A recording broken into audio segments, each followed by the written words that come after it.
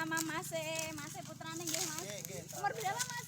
Umur 17 ya. 17, berarti udah lulus sekolah nggih. Lulus Oh, lulus SMK. tahun ini. Nggih. Mun dangu udah lama ikut Bapak? Ya dari awal pembelian Mesin. alatnya. Oh, nggih. Berarti tumbasnya secara online ya, Mas ya. Nggih. Karena putrane Bapak itu sekolah menengah atas, jadi berpengalaman bisa membeli alatnya secara online seperti itu.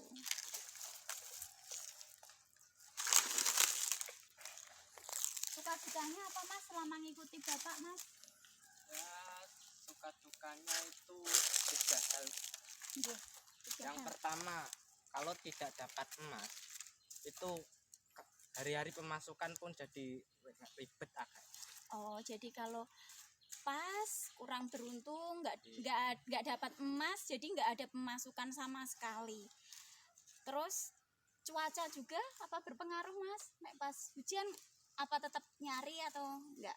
Lebih baik mencari tempat berteduh. Oh, kalau Ya hujan rata-ratanya langsung pulang. langsung pulang. Kalau pas cuaca kurang mendukung ketika hujan ya paling pulang seperti itu. Ini harga emasnya berapa, Mas, nek dijual? Rata-ratanya kalau dijual ke pengepul itu 600.000, itu emas tua. Mas, ini kok yang waktu nyari ini jenengan jualnya berapa per gramnya? 600.000 per gram itu emas tua. Oh, jadi kalau kadarnya tinggi bisa dijual senilai 600.000 per gram. Seperti itu. Kalau pas Bapak beruntung pernah dapat 2 gram ya berarti tinggal kalikan 1.200.000. Tapi kan tidak pasti. Kadang ketika nasib kurang beruntung ya zong, nggak ada pemasukan sama sekali, seperti itu yang dikatakan Masnya. Terus suka duka yang kedua tadi kan nek pas nggak dapat pemasukan sama sekali. Ayo 3, wah kedua. Ribetnya rumah tuh. Oh, kalau nggak ada penghasilan bingung nanti di rumah gimana cara memenuhi kebutuhan ya, Mas.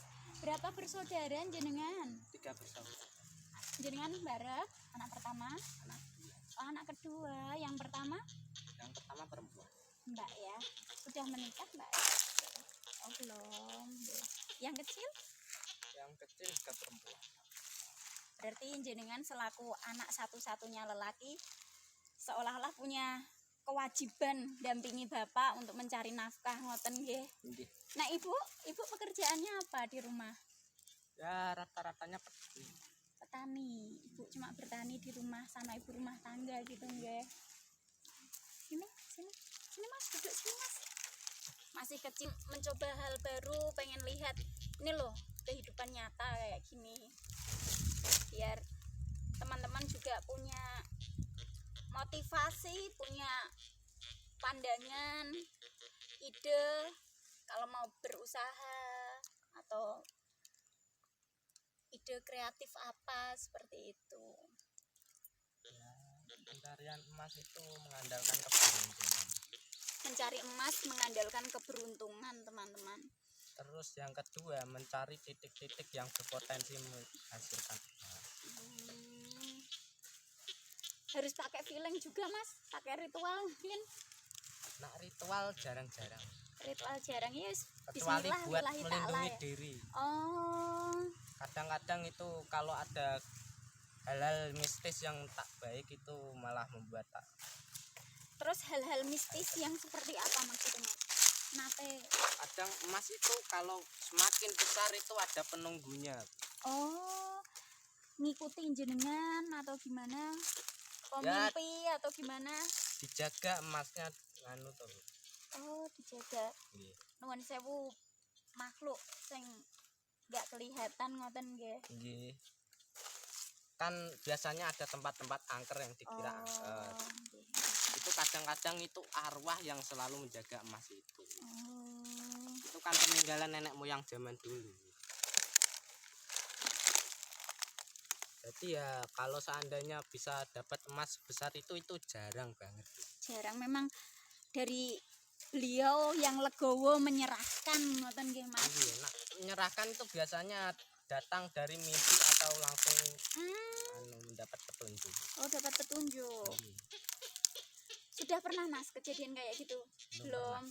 Mungkin teman-teman di sini berdasarkan cerita yang teman sesama pencari emas.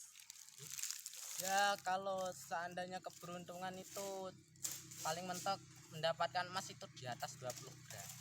Di atas 20 gram. Gede banget teman-teman. Ukuran cincin saya aja cuma 4 gram. 20 gram itu gede sekali. Apalagi kalau dikalikan dengan nominal 600.000. Wah, berapa duit itu ya? Tapi itu jarang. Tapi jarang banget. Memang benar-benar sedang Hanya beruntung. orang yang benar-benar beruntung. Lah ini kok nyarinya malah di daratan Mas. Kalau di Kalimantan kan biasanya di sungai kayak gitu, yang itu toh ditambang terus dilimbang pakai alat. Itu kan karena di sini tuh emasnya itu rata-ratanya peninggalan leluhur. Jadi itu seperti barang antik dari zamannya kerajaan dahulu. Oh, Rata-ratanya emas itu berasalnya dari kuburan-kuburan orang dahulu yang telah ditinggal. seperti itu nggih. Berarti nggih. Karena orang dulu kan kalau menggunakan alat tukar kan biasanya pakai emas. Nggih masuk. Zaman dulu belum ada uang. Jadi alat transaksi menukar barang itu pakai emas. Seperti itu. Jadi kepercayaan masyarakat di sini bahwa emas yang ada di sini itu peninggalan nenek moyang kita, leluhur kita. Jadi berbeda dengan yang ada di Kalimantan atau di luar Pulau Jawa yang biasa kita lihat, itu biasanya kan di bantaran sungai lalu dibersihkan, dipisahkan dengan air, dengan pasir seperti itu. Kalau emas yang ada di sini tadi saya lihat yang dihasilkan Bapak, yang ditemukan Bapak itu seperti lembaran aluminium foil yang ada di bungkus rokok seperti itu teman-teman. Nah, itulah alasannya Mbak, kenapa kalau ada emas itu biasanya dijaga sama hal yang begitu Oh, kan nggih. di masa depan. Oh, nggih.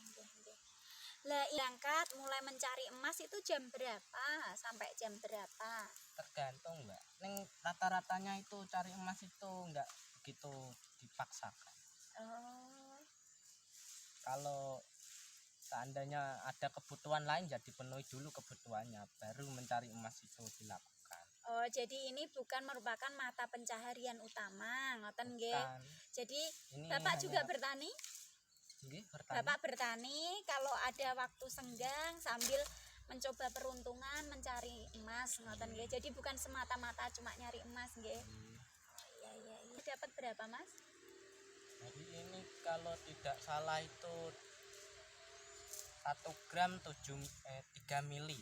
1 gram, 3 mili. Seperti itu. Itu untuk emas tua. Kalau emasnya muda itu 2 gram lebih, tapi nggak tahu berapa. Oh, kok tahu emas kadarnya itu kadar emas tua dan emas kadar rendah itu bagaimana, Mas? Bedanya Emas tua itu ditentukan dari bunyi tadi. bukan dari kemurnian emas itu. Jenengan kok tahu secara kasat mata ini emas tua, ini emas dengan kadar rendah, itu bedanya mana? 3 ciri, Bu. Oh, ciri. 3 Pertama cirinya. warnanya itu kuning. Yang kuning banget itu emas tua. Nggih. Oh, Yang kedua itu kalau diletakkan di tangan itu terasa berat. Dan yang ketiga itu tak mudah patah. Oke. Jadi perbedaan emas tua atau kadarnya banyak dengan emas yang kadarnya rendah itu satu, warna goldennya, warna kuningnya itu lebih pekat. Terus tidak mudah patah juga lembarannya, dan yang ketiga itu lebih berat kalau ditaruh di telapak tangan. Ngoten nggih, Mas. Membantu Bapak mencari logam emas di sekitar pepohonan jati, kebun jati seperti itu, teman-teman. dari Mas ini kita belajar bahwa kita selagi masih sehat, kita selagi masih bisa, jangan lupa untuk membantu orang tua kita. Karena orang tua bekerja mencari nafkah juga untuk keluarga. Semoga Mas dan Bapak tetap sehat, diberi rizki yang berkah, rizki yang lancar, panjang umur. Sampai jumpa teman-teman, kita ketemu di lain kesempatan. Wassalamualaikum warahmatullahi wabarakatuh.